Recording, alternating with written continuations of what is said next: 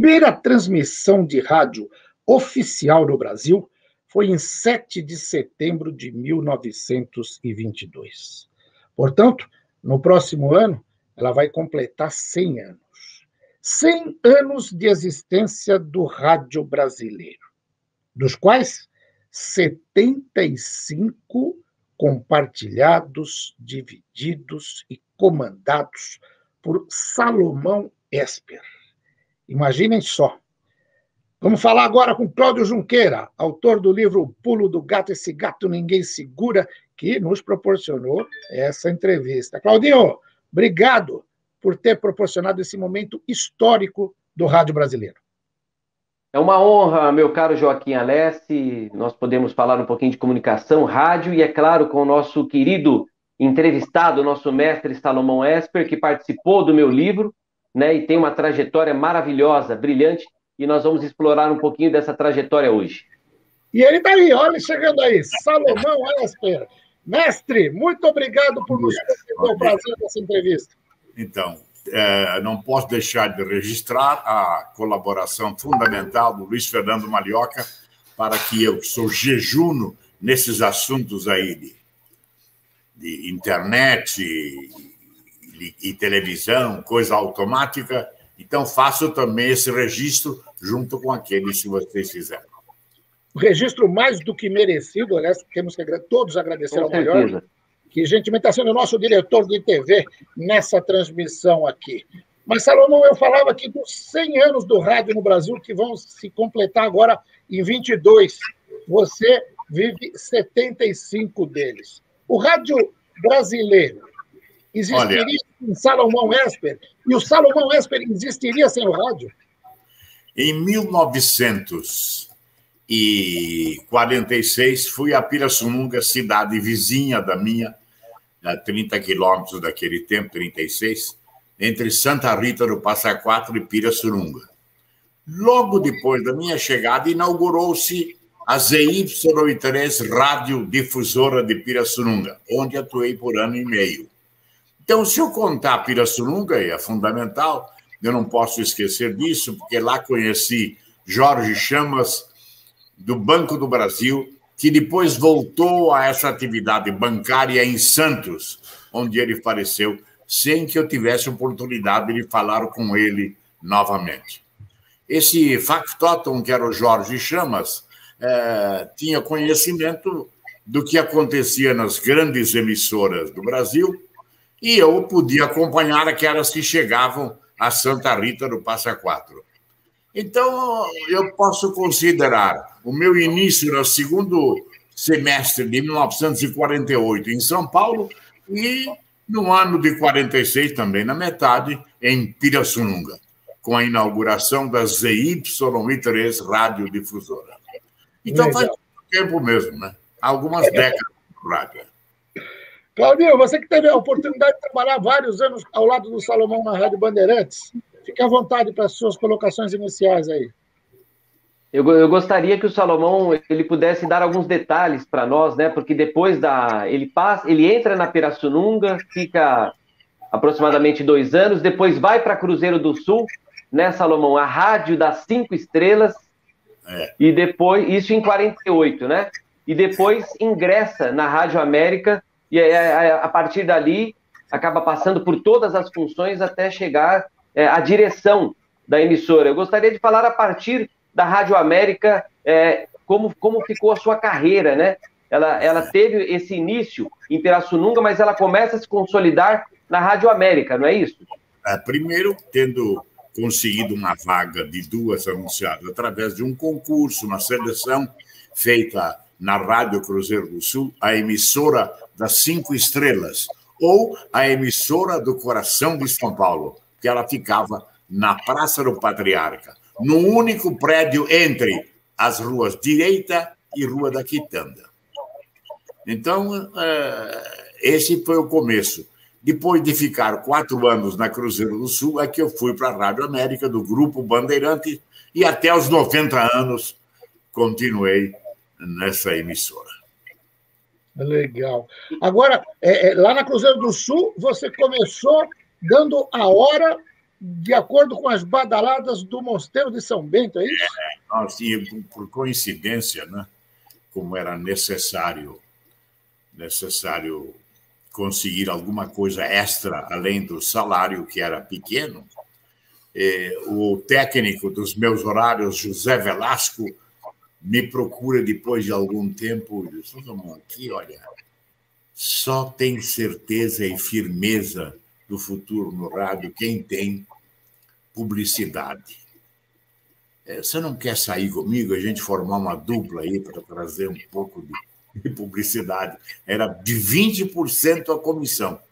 Eu topei imediatamente. E assim nós começamos, então, a conseguir um certo prestígio na emissora, além de todo o empenho profissional, o de trazer recursos para que a emissora pudesse pagar os seus funcionários. E, ficando lá 4 anos nessa emissora, onde eu tive grandes alegrias também. E o fato da Rádio América me procurar foi porque sabia de uma relativa notoriedade que eu adquiri e que poderia enriquecer também a Rádio América. Legal. Agora, sobre isso que o Claudinho perguntou, na Rádio América foi o grande momento, né? Mas você começou mais na área de apresentador. O jornalismo veio depois, né? Exatamente. Na Cruzeiro do Sul, o Mário Jimenez, que era também um programador da Rádio Cruzeiro do Sul, com a saída de um grande locutor chamado Mário Luiz, se não me engano, o sobrenome era Lorenzetti. Em rádio, em arte, era só Mário Luiz. Um moço bonito, de voz muito boa, que apresentava um programa de calouros, Calouros B6, que era o prefixo, final do prefixo da emissora. Com a saída dele, um desentendimento que ele teve, o Mário Jimenez praticamente me joga no auditório. E me empurra. Naquele tempo, os animadores entravam no palco como se fossem grandes astros, né? E entravam correndo praticamente, em ritmo acelerado para o microfone, diante de aplausos e do auditório. Tudo comandado pela produção, claro, né? E foi assim que eu entrei também nos programas de auditório. Fazia também auditório sertanejo com um companheiro que conduzia o Manhãs na Roça, e eu sempre me refiro a ele, o Durvalino Peluso, apelidado pelo escritor que era da Sociedade, e era de Socorro, acho que era vizinho, o Menotti Dalpicchia. E trabalhei com ele, portanto, eu tinha algumas atuações no auditório, seja na área sertaneja e depois apresentando o programa de calor. O Raul Gil fala sempre disso, que ele disse, gongado pelo Salomão, ele não conta quantos prêmios ele ganhou. Na verdade, foi no programa, mas não era eu que seria o algoz de quem queria começar a vida radiofônica, a vida artística, né?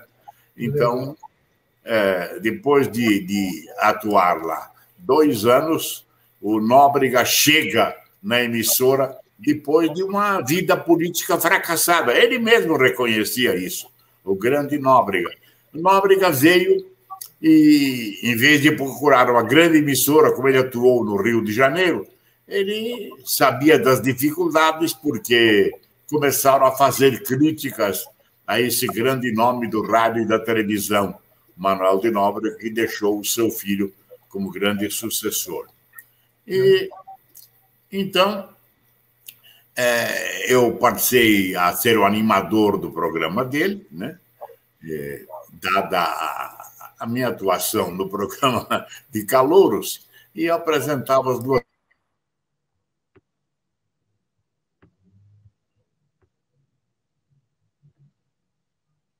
Deu uma travadinha aqui, mas a gente já volta, porque internet é essas coisas mesmo. O Cláudio estava se preparando para perguntar lá, porque essa citação do Salomão sobre o Manuel da Nóbrega aparece no Esse Gato Ninguém Segura, que o Salomão seria o nosso Silvio Santos aí, mas depois você vai perguntar isso para ele. Com certeza. Justamente nesse momento, né, de evidente sucesso do Salomão como animador de auditório dos programas do Nóbrega, que surge o convite, né, para ele ir para a Rádio Nacional do Rio de Janeiro, e a gente vai deixar o Salomão explicar tudo para a gente, essa história maravilhosa, né, que envolve o Silvio Santos. Com certeza, com certeza. Acho que o Mallorca deve ter tirado ele um pouquinho do ar para ele continuar, ele volta já. Enquanto isso, a gente vai aqui batendo papo aí com quem está nos assistindo, né? E lembrando isso. Eu lembro que quando eu li esse episódio no livro do Esse Gato Ninguém Segura, eu fiquei espantado, porque eu não conhecia. Foi um furo de reportagem dentro do livro, né, Cláudio? Foi quando o Salomão, ele durante a entrevista, ele solta espontaneamente, né, essa história maravilhosa, e no final ele fala, eu nunca contei isso para ninguém, né, parece que eu queria estar lá no lugar do Silvio Santos, não, mas ele falou, fica aqui não como um depoimento, mas como um testamento. Então, e aí eu falei, então vamos publicar, então, e aí isso acabou sendo divulgado no livro, e a partir daí várias pessoas já exploraram também, porque com esse sucesso, né, do Salomão, e depois a gente vai falar da questão do Repórter ESPN também, esse trabalho de animador de auditório realmente era o grande sucesso da época, né, Joaquim? E o Salomão foi um dos grandes nomes do rádio e desse período tão importante do rádio. Legal. Vamos só esperar eles conseguirem retornar aí a nossa transmissão aqui, para a gente. E a gente vai ter outras participações aqui, tem gente já entrando em contato aí, falando com a gente, mandando mensagem para o Salomão, mandando recado. Estamos torcendo para ele voltar logo para a gente poder mostrar tudo isso nesse programa especial aqui. O pessoal diz que a gente está fazendo uma homenagem ao Salomão. Eu diria o seguinte: ele é que está nos homenageando com uma entrevista como essa, homenageando todo mundo que está podendo assistir a essa entrevista, porque é uma verdadeira aula. Olha o Salomão aí de volta. O Salomão estava dizendo o seguinte: tem gente dizendo Imagine que... se acontece isso sem o Luiz Fernando Marioca aqui. Como é que ia voltar com vocês? Né? Legal, mas você estava falando do grande Manuel da Nóbrega, e o Claudinho, no livro dele, Esse Gato Ninguém Segura, deu um verdadeiro furo de reportagem contando que você seria o Silvio Santos. Como é que é essa história, Cláudio? Fala aí. É verdade. A partir desse evidente sucesso, né, do Salomão como animador de auditório do Nóbrega, surge o convite para ir para a Rádio Nacional. Não foi a partir daí, Salomão? Então eu quero que o Salomão detalhe essa história maravilhosa, né, que ele nos presenteou na entrevista para o livro. O convidado foi o Nóbrega. Foi tamanho o sucesso desse programa, na volta dele, né? Eu já contei aqui, o Rubens Amaral era um jornalista e político. E o Rubens Amaral perpetrava também alguns poemas, alguns versos, e fez focalizando a figura do Manuel de Nóbrega. Então, sei que o soneto terminava assim: tudo o que faz merece cesta. Tornou-se agora deputado e basta, que é a última palavra do soneto. Só que a rima para cesta não é basta. É besta. Ele praticamente chamou de besta. Você vê a que ponto chegou o Nóbrega e a vitória dele voltando para o rádio e tendo um programa de extraordinário sucesso que despertou a cobiça da Rádio Nacional, depois Rádio Globo, né, para levá-lo até lá. E ele disse: eu venho buscar você, falou para mim e tal. Eu já estava animando ali, e eu sabia que a Rádio Nacional tinha os melhores animadores de São Paulo. Eu falei: o Nóbrega vai ter imensa dificuldade, não é porque ele tem prestígio que ele vai me levar para a Rádio Nacional. E não sei se ele teve, mas eu acredito que sim. Ele tocava nesse assunto de vez em quando, mas eu falei: fique tranquilo, eu estou bem aqui. Eu, por ser praticamente o único na Rádio Cruzeiro do Sul, não ia disputar lá na Rádio Nacional com uma dezena quase de apresentadores, de grandes nomes mesmo dos auditórios. Né? Ele, então, depois disso, conhece o Silvio Santos, que já estava lá, e o Silvio Santos teve, como se sabe, essa carreira extraordinária de animador e de vendedor, porque o ser animador não tornaria um homem rico, mas o Nóbrega, com as dificuldades que tinha, passou para ele o baú da felicidade. E o talento de grande vendedor do Silvio Santos transformou nessa extraordinária, foi o cerne e o início do grande sucesso empresarial de Silvio Santos. Legal. E eu fiz essa pergunta exatamente porque a gente tem um ouvinte aqui, espectador também, muito especial, que é aqui de Santo André, viu? O doutor Ronaldo Benvenga, um dentista, que há muitos anos apresenta o programa Quinta Avenida. Apresentou durante muitos anos na Rádio Trianon, agora está na Rádio Unicamp, e ele fez questão de gravar uma mensagem, uma pergunta para você sobre esse rádio antigo. Vamos ouvir, Salomão? Vamos.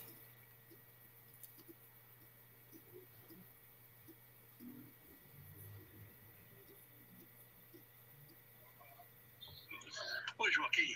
Eu sou admirador do Salomão Esper. Eu sou um ouvinte de rádio desde quando eu era menino.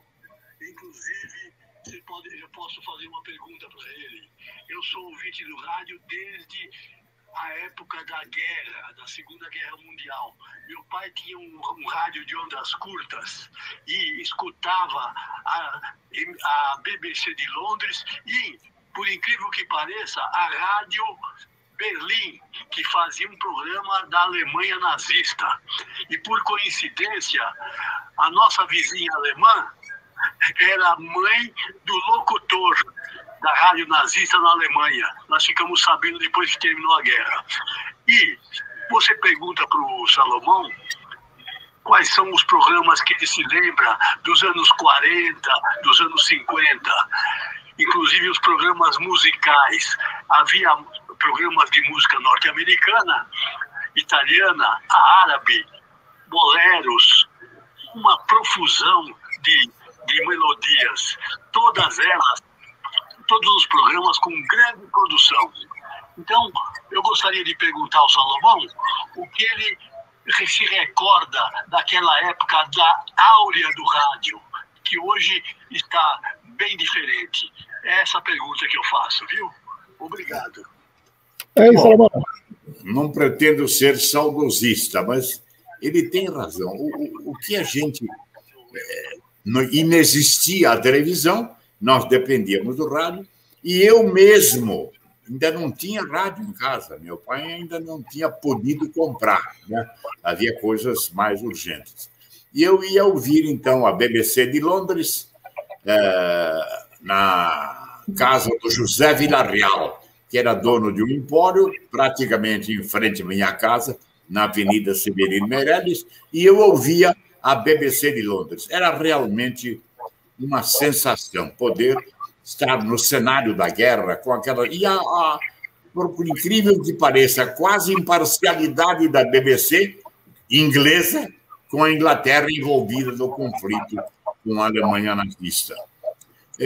Ouvia também na padaria do Paulino Padovani, que tinha filhos e filhas, né? Prolífico que ele era, ia também ouvir a Rádio Cultura de Araraquara, lá na padaria, enquanto saboreava lá aquelas delícias que a família produzia, ficava ouvindo. Ele estava permanentemente ligado na difusora de Araraquara, Cultura de Araraquara. Era exatamente esse o nome. Legal.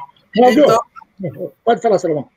Não, estou dizendo, como o Joaquim Alessio fez esse tipo de pergunta, eu devo lembrar também que, a esse nosso querido ouvinte, que essas coisas que o levaram a sintonizar esses prefixos só não sintonizava a rádio da Alemanha, porque havia até uma procura, eram presos aqueles, eram intimados a comparecer à polícia, uma censura terrível. Se alguém denunciava que fulano de tal está ouvindo a rádio de Berlim, nossa senhora, eu não sei como ele conseguiu e não foi denunciado por ninguém, né? Então, é isso que eu queria, em abono da tese desse querido ouvinte aí, poder responder e mostrar que passamos por tudo isso. Legal. Cláudio, com você. Vou fazer alguns registros aqui, pessoas cumprimentando o Salomão, né, e aguardando ansiosamente pela entrevista, a Denise Corrochano Oliveira, a Maria Aparecida Mendonça Marques, a Maria Terezinha Gomes Carvalho e também o nosso Severino Santos, lá de Cananéia, que está enviando um livro para mim e um para você aqui, Salomão. Vou levar em mãos para você em breve. E temos aqui também o Fausto Camunha, dizendo o seguinte: vou acompanhar a entrevista para aprender um pouco mais com o Salomão, o mestre Salomão. Maravilha, companheiro da Rádio Bandeirantes, memorável também por ter marcado com a sua atuação, né? Um dos grandes momentos do rádio. Fico muito contente, envaidecido com esse auditório que você acaba de enumerar e espero poder corresponder agora, ultrapassando os 90 anos também, nessa entrevista com Cláudio Junqueira e o nosso querido Joaquim Alessio. Muito bem. Olha, eu vou tentar aqui, vamos ver, eu também não sou muito bom nesse negócio de informática, não, mas tem um vídeo de uma grande ouvinte tua de muitos anos, vamos ver se a gente consegue ouvir aqui, vamos ver, e ver. Vai entrar agora, acho que vai entrar, hein? Cheguei, chegaste. Vinhas fatigado e triste e fatigado eu vinha.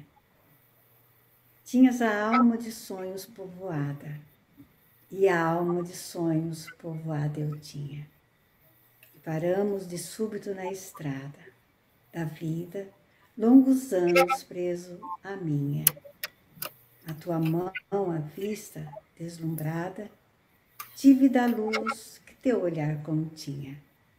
Hoje segues de novo na partida, nem o pranto os teus olhos umedece, nem te comove a dor da despedida. E eu, solitário, volto a face e tremo, vendo teu vulto que desaparece na extrema curva do caminho extremo. Olavo Bilac, a minha homenagem para Salomão Esper. Olha, eu agradeço muito. E tive tanto contato com esses versos que quando me convidavam por alguma coisa e eu achava que a veteranice não recomendava, eu dizia, mas eu já estou cruzando a extrema curva do caminho extremo.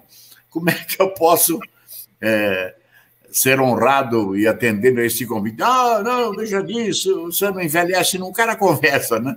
Eu fico muito contente de ter lembrado todo o soneto inteiro, né, da extrema curva do caminho extremo. É do Bilac?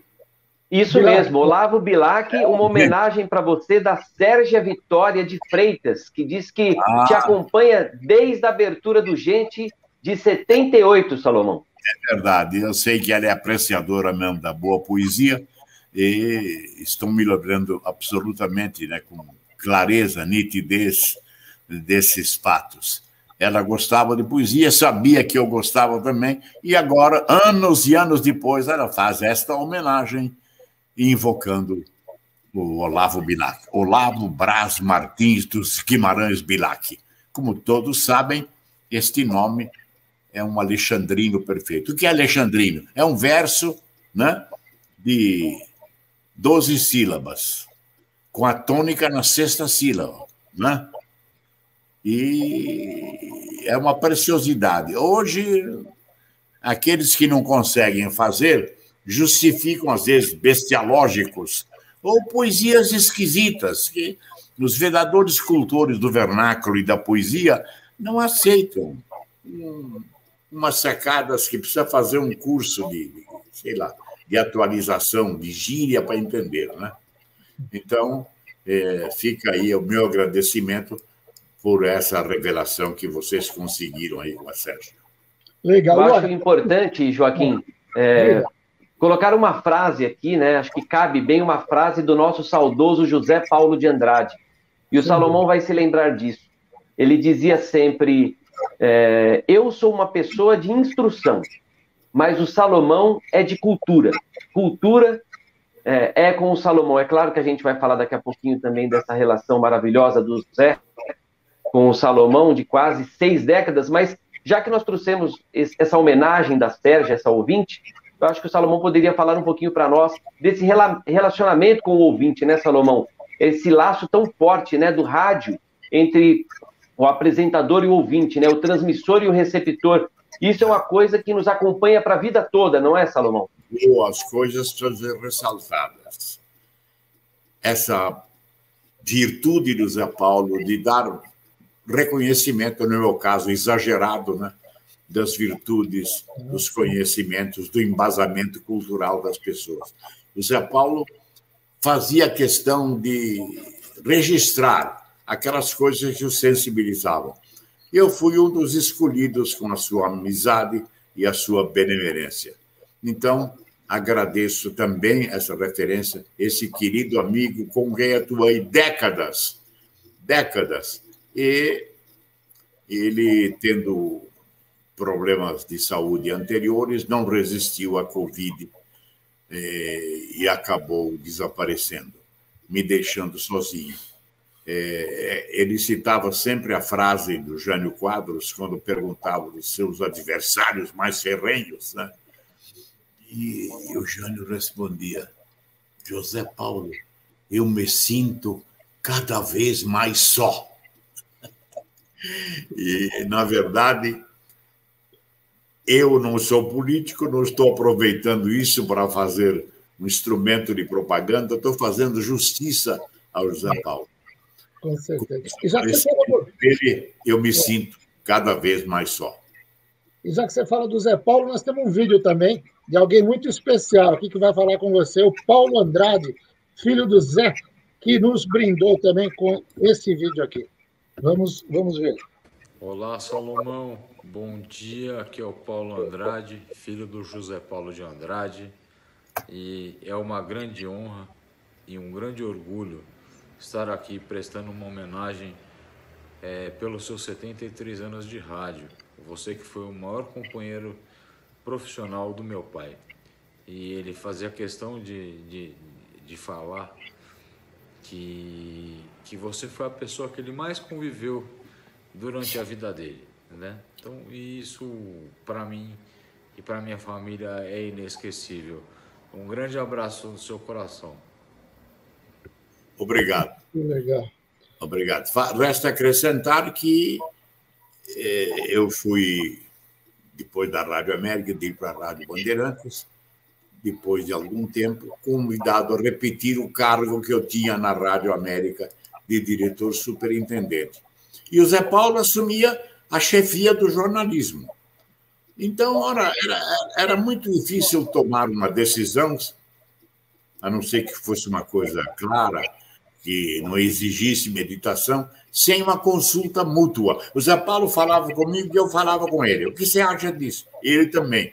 E muitas vezes o nosso acerto redundou em audiência maior da Bandeirantes e as pesquisas mostravam uma liderança absolutamente folgada em relação às nossas co-irmãs. Muito obrigado pelo Paulinho, obrigado por terem lembrado sempre essa atuação do Zé Paulo e aquilo que ele julgava apenas um dever de justiça, né? Reconhecer o que ele julgava ser os meus méritos. Legal. Claudinho?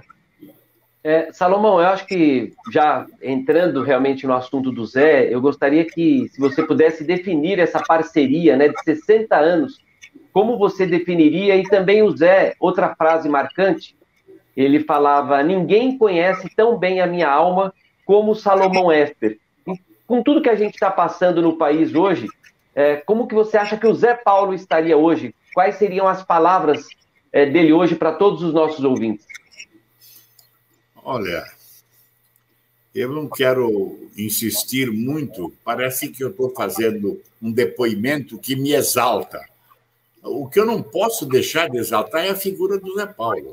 Os problemas que traz um departamento de jornalismo, os problemas trazidos por essa condição, por essa chefia, deveriam atormentar o Zé Paulo. E eu não sei como ele, assoberbado com tudo isso, né, conseguia agir com tirocínio, com uma decisão não era cautelosa, era uma decisão meditada.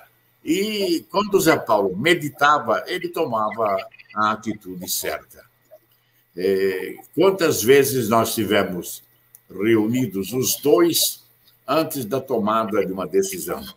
Um querido companheiro que queria sair, atraído por condições melhores de salário. Ora, quanta coisa que a gente enfrentava. Ou alguma impropriedade que justificava praticamente uma demissão sumária. E o nosso coração impedia que isso ocorresse, porque sabíamos que era uma falha momentânea, absolutamente isolada, que não definia o caráter daquele funcionário que se pretendia fosse punido e levando até a demissão. Então, foi extraordinário. Nesse ponto, nós nos entendemos bem. O de deixar os interesses da empresa parcialmente atingidos por uma ou outra atuação, conseguir moratória, o tempo esfriando para mostrar que a pessoa que tinha errado não perseverava no erro e que ele não era intencional. Essa vitória quase sempre nós conseguimos repetidamente, eu e o Zé Paulo de Andrade, com muita intensidade, ligado diretamente àqueles funcionários que ele liderava. Legal. E já que a gente está falando bastante do Zé Paulo, tem uma pessoa também que foi fundamental nessa tua parceria, sempre esteve junto o tempo todo, hoje comanda o Pulo do Gato, ao lado do Pedrinho Campos, também na Bandeirantes, e ela deixou uma mensagem para você aqui, Salomão. Vamos ouvir aqui, deixa eu só ver aqui. Oi, Cláudio. Oi, Joaquim. É sempre uma grande honra participar de qualquer homenagem a Salomão Esper, ao grande Salomão. Muito obrigada pelo convite. O Salomão, ele é nosso professor, nosso mestre, e a melhor definição do que é o Salomão Esper, para mim, foi dada recentemente pelo Sérgio, filho dele, no aniversário passado. O meu pai é completão. É isso, o Salomão é completão. Salomão, só tenho que agradecer a você todos esses anos, a companhia aqui no trabalho, todos os ensinamentos que você nos passou, o companheirismo, a alegria de todos os momentos, sempre para cima, sempre bem-humorado, sempre bem disposto. Isso não é para qualquer um. Isso também a gente tem que aprender com o Salomão. Muito obrigada pela amizade, principalmente, sua e da sua família. Eu só tenho agradecimentos a todos vocês. Beijão, Salomão. Silvânia Alves. Muito obrigado, Silvânia. Olha, o longo convívio dela com o Zé Paulo no Pulo do Gato, acho que ela, por osmose, adquiriu aí essa reiteração da posição que o Zé Paulo tinha em relação à minha pessoa. Silvânia, querida, nunca me negou, dentro das suas possibilidades, em qualquer circunstância, atender a um pedido meu que dependia da sua atuação. Essa brilhante locutora e apresentadora constitui um dos meus orgulhos, a sua amizade e a nossa convivência profissional. Obrigado, Silvânia Alves. Legal. Claudinho, com você. Olha, vou registrar mais umas mensagens para o Salomão aqui, mandando um abraço para ele, o Carlão JC, a Albertina Cruz, também o Francisco da Luciene e o Sérgio Quintela. Ele fala aqui, ó, imperdível essa entrevista com o Salomão Esper. Me ensinou muitas coisas da carreira. Grande Serginho, né, Salomão? Nossa, um grande amigo. A diferença de idade, Cal, não impediu que ela se concretizasse, se cimentasse cada vez mais. Ao Serginho, que trabalhou comigo, era meu liderado, no entanto, ele me ensinou tantas e tantas coisas. Ele vinha aqui diante dessa máquina aí, terrível, né? Que na computação, ele me ensinou muito tempo, pacientemente, vindo aqui à minha casa para me dar os prolegômenos aí dessa atuação que vocês desenvolveram também. E que hoje fica dependente do Luiz Fernando Marioca, meu vizinho, né? E que me ajuda sempre que é possível. Quintela, muito obrigado sempre agradecido ao seu convívio, à sua amizade e à sua ajuda. Legal. Tem uma passagem nessa tua história toda, que você já falou várias vezes, mas eu acho importante sempre lembrar, que foi o momento da criação do jornal Gente, da Rádio Bandeirantes. Eu, que ouvia muito o Trabuco com o Vicente Leporassi, e adorava aqueles comentários dele, vocês tiveram que, de súbito, né, assumir o Gente, você, o Zé Paulo, o Joelmir. Imagina como é que foi a véspera daquele programa entrar no ar. O Zé Paulo já contou até que o nome nem estava definido. Como é que é? Conta um pouquinho desse momento. Olha, o Leporassi era uma figura extraordinária. E eu não foi na sua sucessão que nós... Eu tenho um orgulho e alegria de registrar cartas de apoio da direção da rádio quando eu fiz diversas vezes a substituição de Vicente Leporassi. Mas num período maior de 3 meses, recebi documento de Júlio Atas, de Murilo Leite, mostrando que as pesquisas mostravam que eu mantive bem alto esse lábaro que o Leporassi ostentava, esse lábaro estrelado. Fico muito contente de ter conseguido. Por quê? Porque todo o programa, todo dia, uma vez uma substituição, durou 3 meses. Eu falava do nome dele e entrava depois a fazer o programa. O Leporassi era um imitador, ele era um entendido de ópera e de música popular. Vejam vocês que valor. Ele sabia imitar naquelas coisas que nos afligem. Uma torneira que tossia em vez de soltar água. Era um problema grande a falta d'água em São Paulo.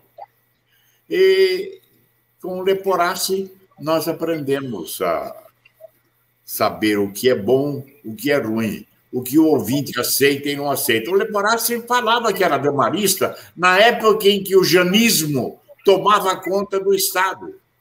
E ele se saía airosamente. Aquela disputa que separava, às vezes, famílias e vizinhos, Jânio e Ademar, Leporassi passava incólume por tudo isso, apesar de manifestar a sua preferência.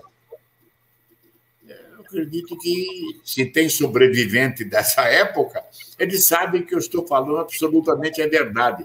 A atuação do Leporassi no seu programa O Trabuco, que ele explicava até por que pôs esse nome. Quando se pensava que era uma alusão a um bacamarte, a uma espingarda, né? O Trabuco, ele dizia não. Trabuco é através da boca. Ele, que entendia bem do italiano e sabia também de algumas histórias, né? Ele contava essa história do Trabuco. Então, auxiliado assim, com a minha humildade de dizer, olha, faltam poucos dias, Leporassi vai voltar, espero poder conduzir e que vocês me acompanhem, me prestigiam, né? Em nome do Leporassi, é quem estou aqui substituindo, sem o seu brilho, sem o seu talento, mas com a vontade indormida de servir a sociedade, a população, como ele sempre fez. Legal. E, Salomão, agora a gente vai começar a partir aqui para o bate-papo da imprensa hoje, como ela está.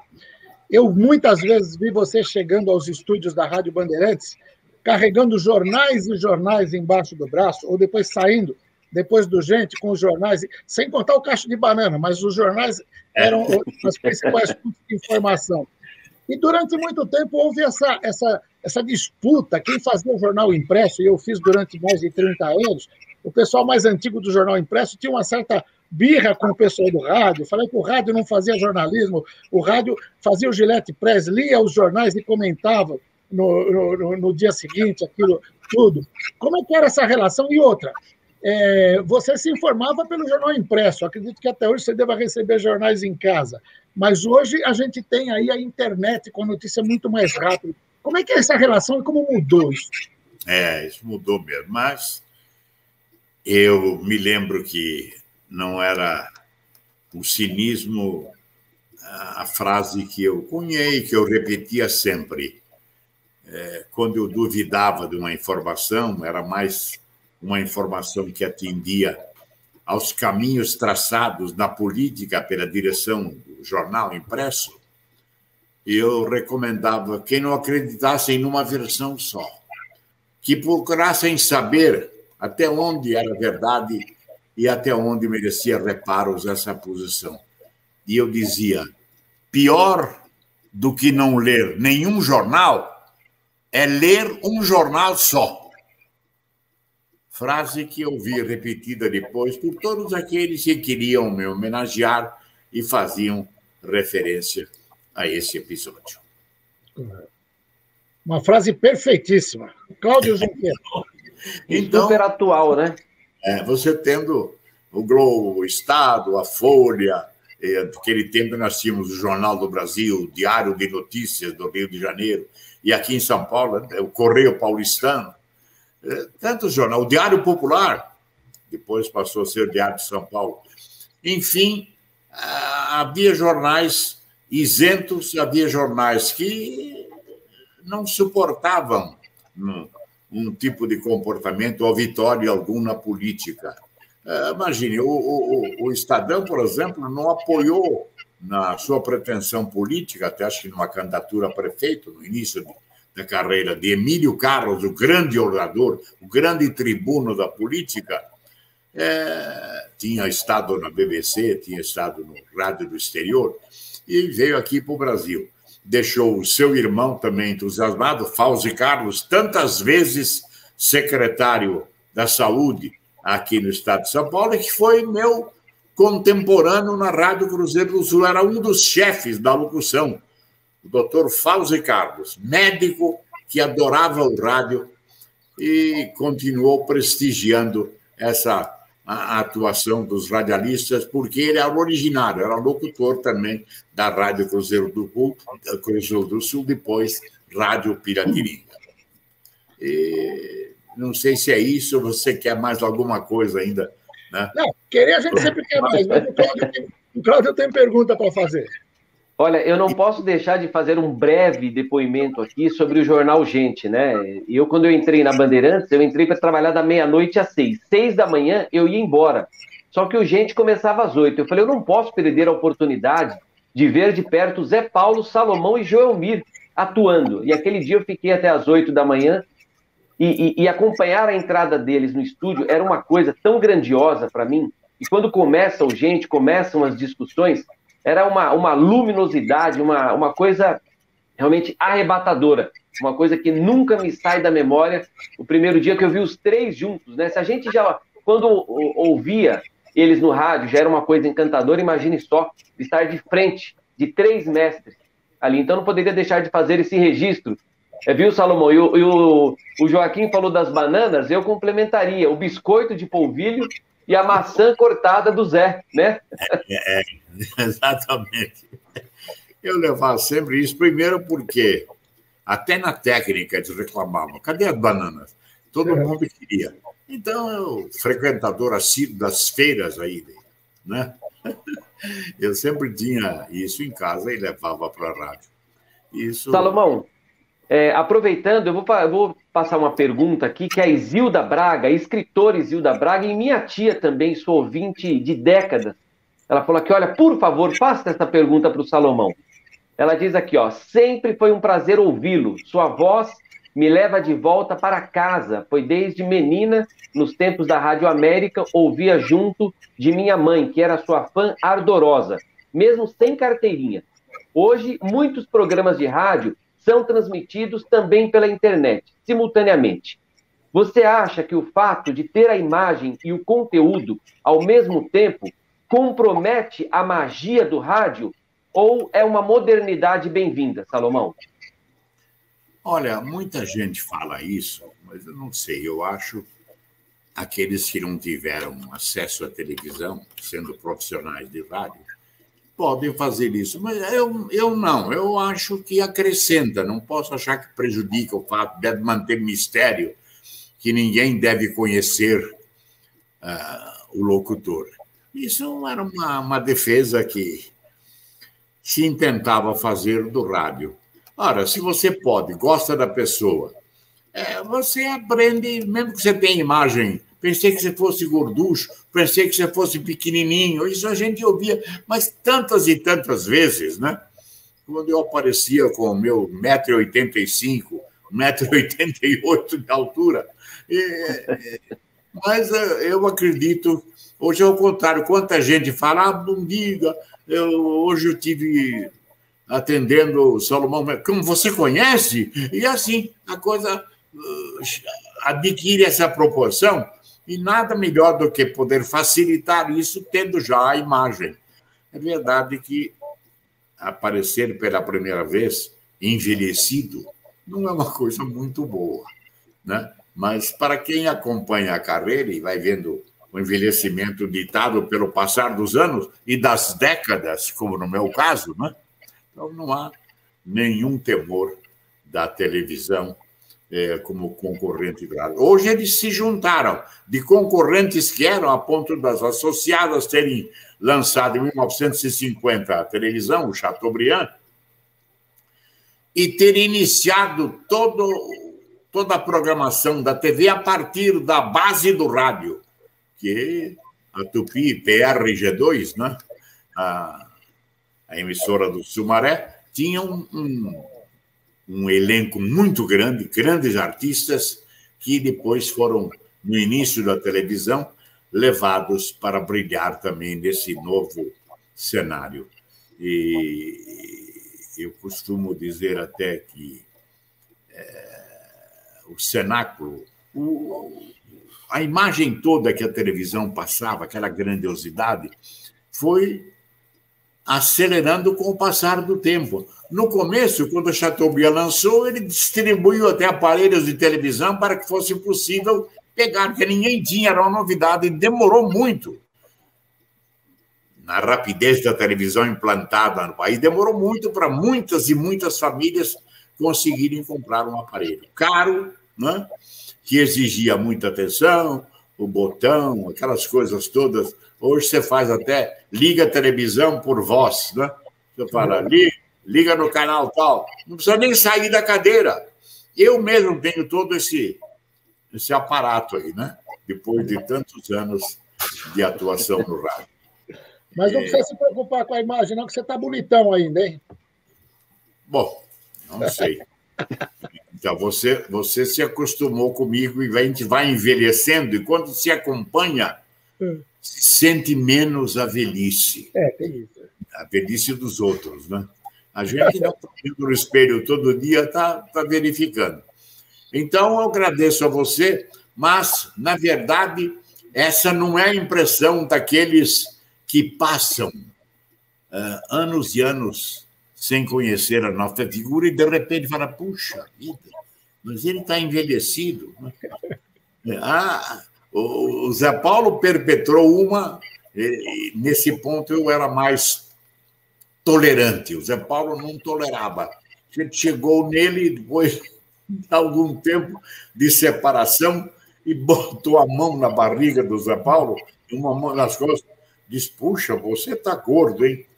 O Zé Paulo soltou um palavrão, mandou ele para aquele lugar. Você não me vê há tantos anos, a primeira coisa que você diz é falar da minha barriga, da minha gordura.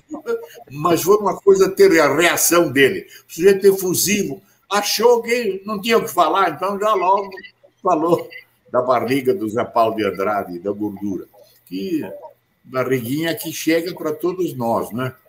Você não tendo problemas digestivos, acaba, com o decorrer dos anos, acrescentando mais alguns quilos à sua silhueta. Mas eu quero pegar uma carona nessa pergunta aí da tua ouvinte, né? E dizer o seguinte, você também fez televisão.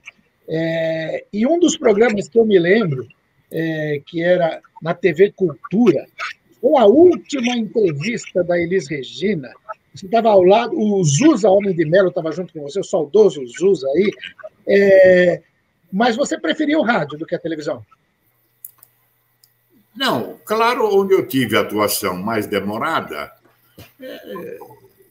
minha vida toda, os sacrifícios,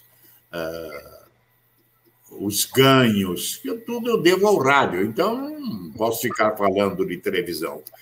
A minha entrada na televisão foi até retardada, porque a Bandeirantes estava esperando o seu canal de televisão. E todos nós ali sabíamos, a exemplo da Tupi, que recrutou os nomes do rádio para o seu elenco de TV, que a Bandeirantes não ia esquecer daqueles que tinham projeção, depois de atuação de anos na Rádio Bandeirantes. Mas aí, por razões, não, o João Saad reclamou tantas e tantas vezes e contou do entendimento dele com presidentes, dizendo, acho que até para o João Figueiredo, você cortou a minha televisão, essa televisão é minha, já foi concedida. Como é que você passa a minha televisão para outro? Foi uma luta não foi insana, porque ele acabou vitorioso, mas foi uma luta cansativa. Só mesmo o espírito batalhador de João Jorge Saad pôde concretizar a conquista do antigo Canal 13, hoje, né, nascedouro da rede Bandeirantes de televisão. Maravilha. Claudinho?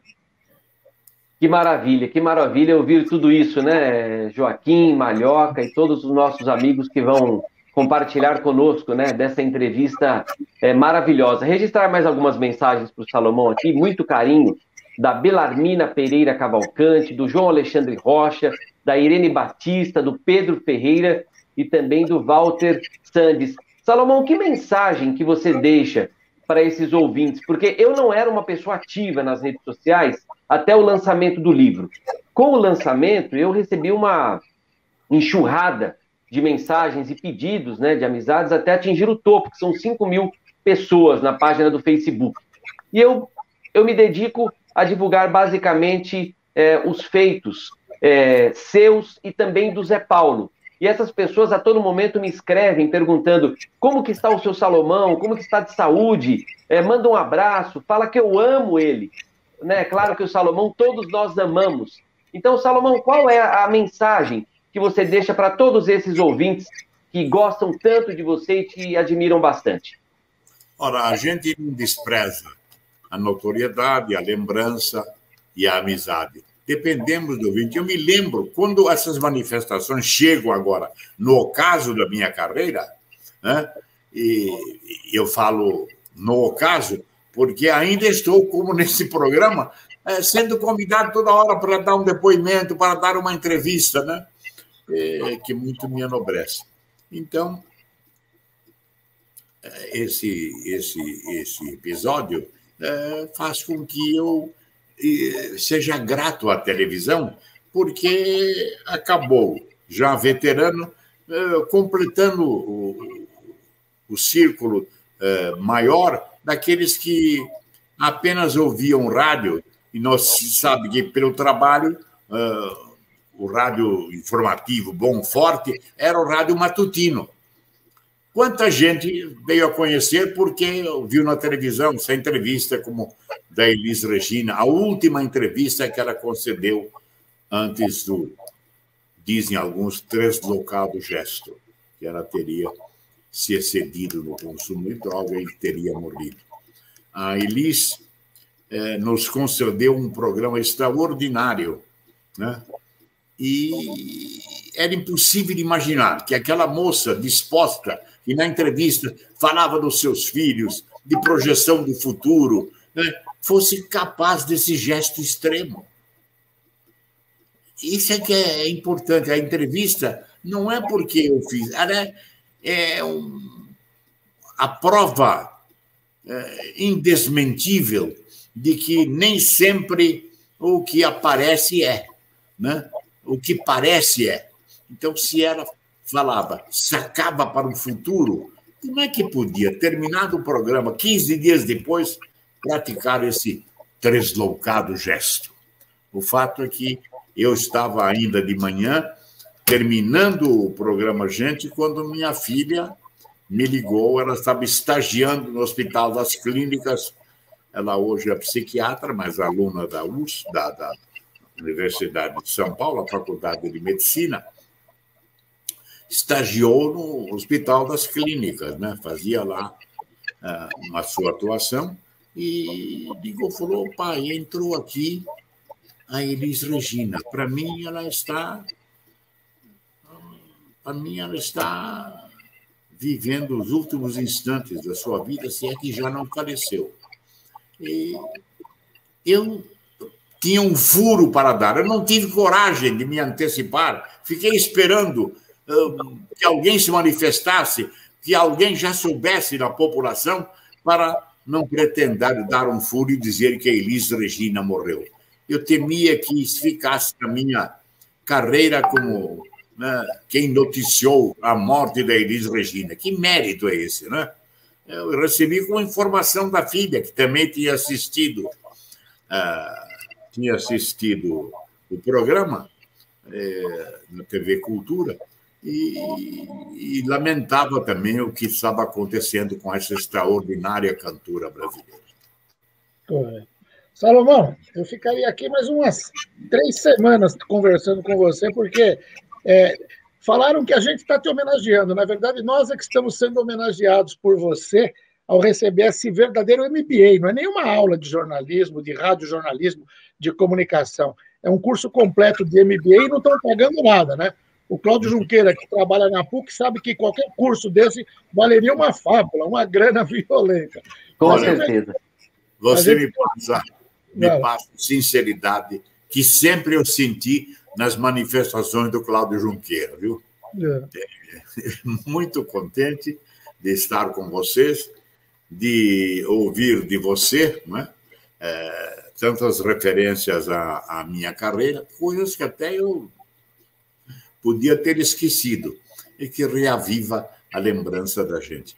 Ao Cláudio Joca, eu tenho só mais uma pérola aqui. Eu não posso deixar de encerrar sem falar da importância do Salomão, né, para nós concretizarmos o livro sobre o pulo do gato, sobre o Zé. Sim. Porque o Zé, ele falou não. Nós não tínhamos nem ideia do livro. O trabalho acadêmico era sempre não, que não precisava desse tipo de informação, que ele não gostava muito de aparecer. E o Salomão sempre falou, Zé, mas não é você, é o programa que precisa ser registrado, né? E o Zé sempre se sentia à vontade com o Salomão. Então, desde a defesa do mestrado, o Zé só falou que ia porque o Salomão também iria. E no meio do caminho, o Salomão acabou se perdendo. No lançamento do livro, o Zé só aceitou estar presente porque eu falei assim, Zé, mas tudo bem, mas e se o Salomão for? Ele falou, se o Salomão for, eu vou. Mas não fala para o Salomão que eu que dei a ideia, senão ele não vai. Fala que é você. Então, o Zé sempre se sentiu confortável com o Salomão. E a entrevista com o Salomão para o livro foi num dia 24 de dezembro, na véspera de Natal. Eu cheguei na casa, o Salomão falou, não, pode vir, não tem problema, a gente conversa de manhã e eu te dou a entrevista. Foi o único dia que foi possível. E eu cheguei de manhã na casa do Salomão, e quando eram 6 horas da tarde, aquele cheiro de peru, pernil, eu falei, Salomão, eu preciso ir embora, não dá mais para ficar aqui. Então veja você, essa alma doce, né, maravilhosa, o Salomão, me concedendo uma entrevista no dia 24 de dezembro, para fazer essa grande homenagem para o Zé Paulo de Andrade, que a gente conseguiu concretizar esse trabalho. Então o Salomão foi vital em tudo isso, por isso que nós temos um capítulo inteiro dedicado a ele. Salomão Esper, o maior parceiro e fiel escudeiro. Então, a minha gratidão, Salomão, por tudo, principalmente pela sua amizade e o seu carinho. Quem conhece a sua pertinácia, Cláudio Junqueira, em tudo que você se propõe fazer, né, não estranha que você tenha tanto apoio e resultado tão positivo como foi o lançamento desse livro que exalta a figura do Zé Paulo e o programa que ele conduziu durante 4 décadas, no mínimo, e a completar a 5ª, né? Correto. Legal. Então, infelizmente, hoje a gente fica por aqui, mas vamos voltar a falar muito mais vezes. Muito obrigado, Cláudio Junqueira. Muito obrigado, mestre Salomão Esper. Uma honra. Obrigado por todo esse período destinado ao rádio, à comunicação brasileira. Um grande abraço. Muito obrigado.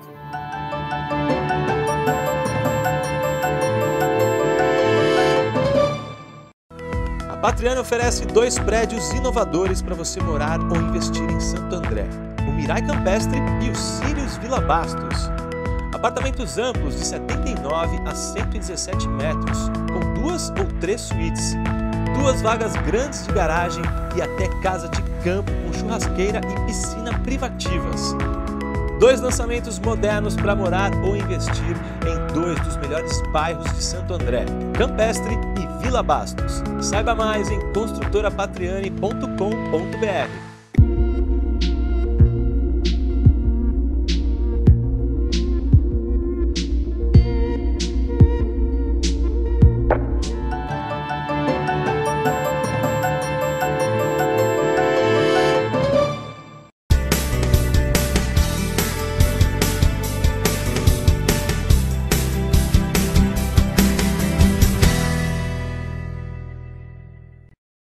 Bem, amigos telespectadores, amigas telespectadoras, caros internautas que nos acompanham pelas redes sociais, dentro deste mês de julho, que é o mês do homem, porque 15 de julho é o Dia do Homem, a gente, como prometeu no programa anterior, a gente vai desenvolver toda uma série falando da saúde masculina. E o professor Dr. Marcos Tobias Machado gentilmente nos atende mais uma vez. Professor, obrigado por atender ao pedido da entrevista.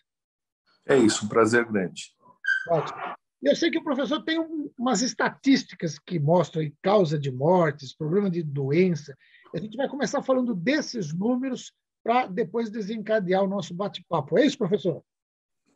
Eu acho relevante a gente colocar para o público, né, por exemplo, as principais causas de morte nos homens, para a gente poder entender que tipo de doença a gente quer prevenir vindo ao médico fazendo exames de rotina, né? Se a gente for fazer um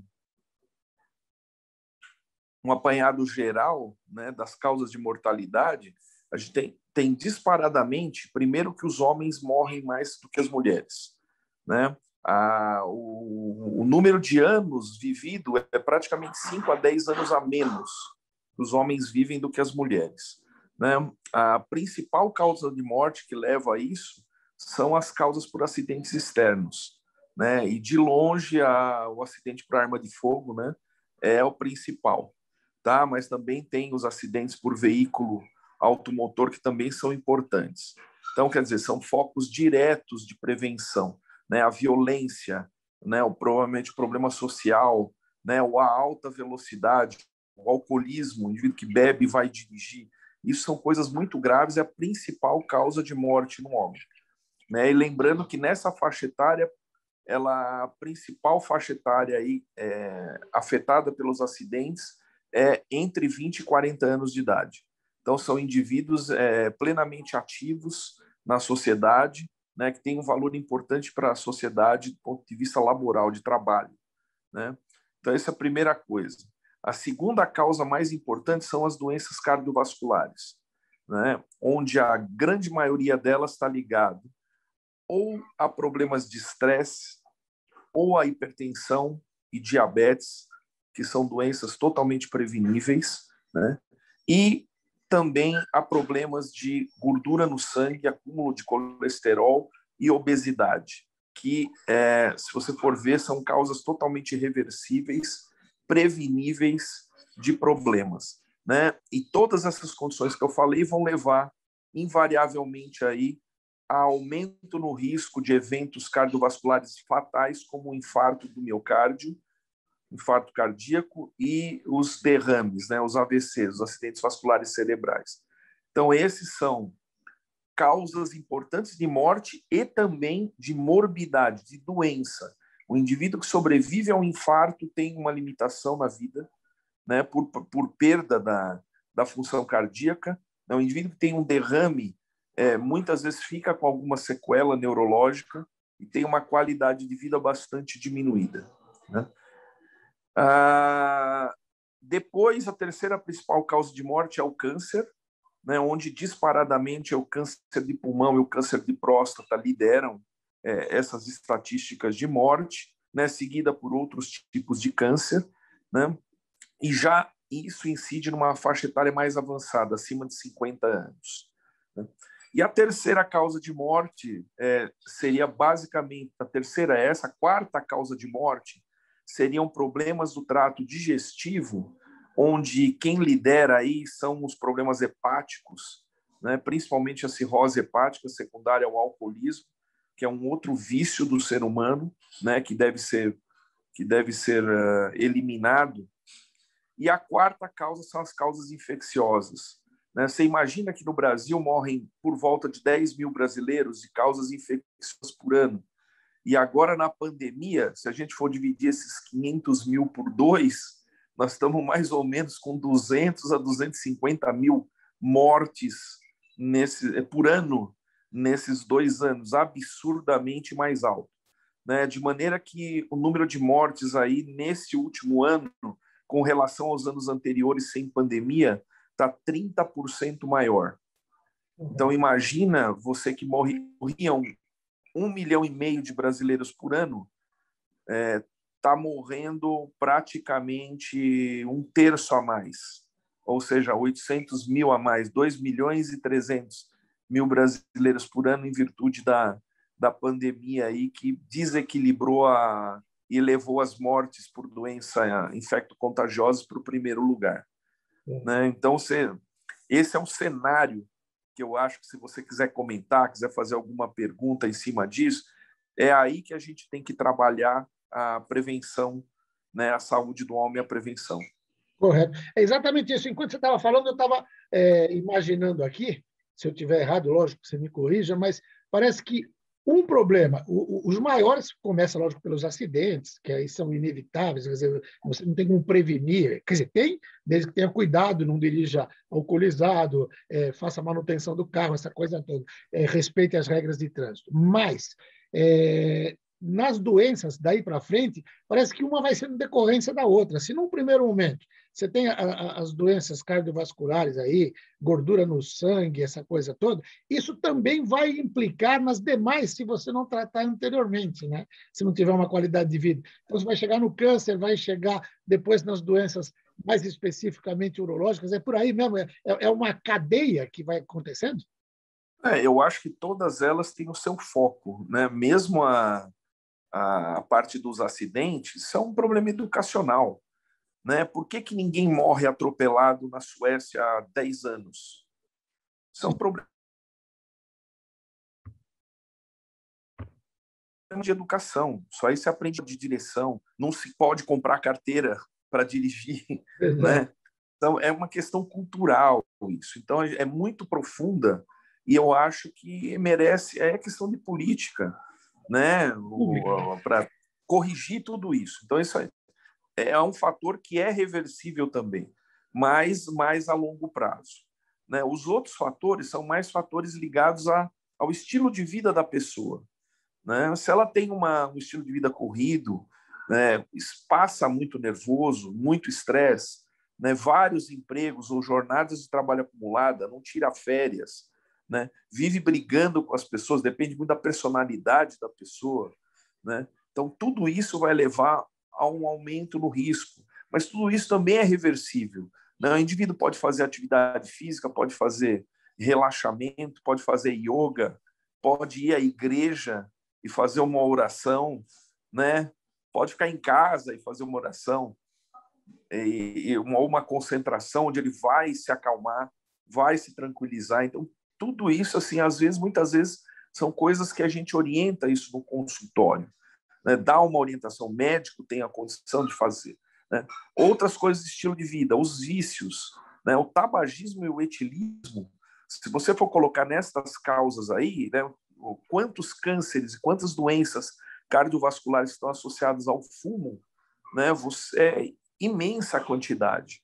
Né? Então, se você retirar o hábito do fumo ou reduzir a um hábito social de ingesta de álcool, que é aceitável, pode até reduzir doenças, né, principalmente cardiovascular, em dose pequena, né, você vai ter um benefício enorme para a saúde do indivíduo.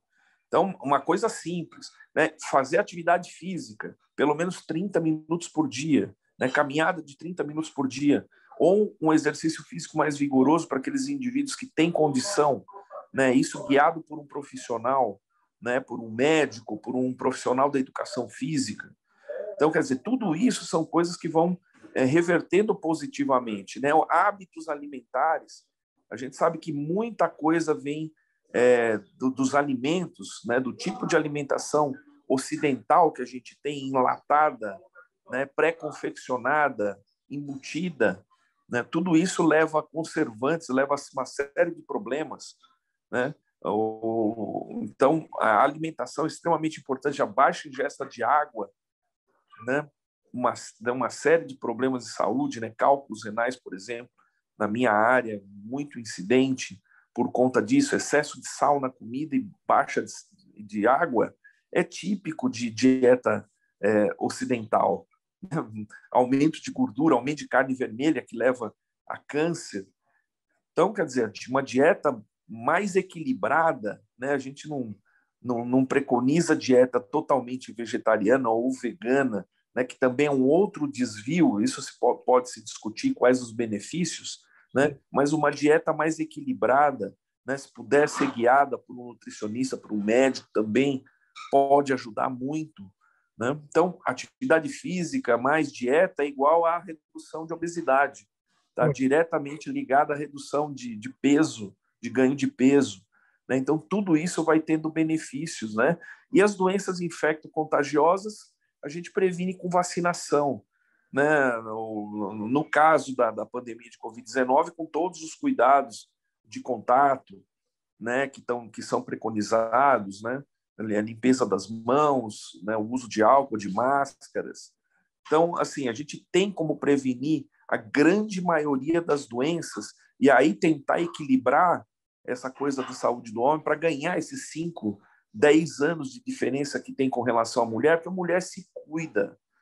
Ela é menos exposta ao estresse, mas está sendo mais exposta atualmente.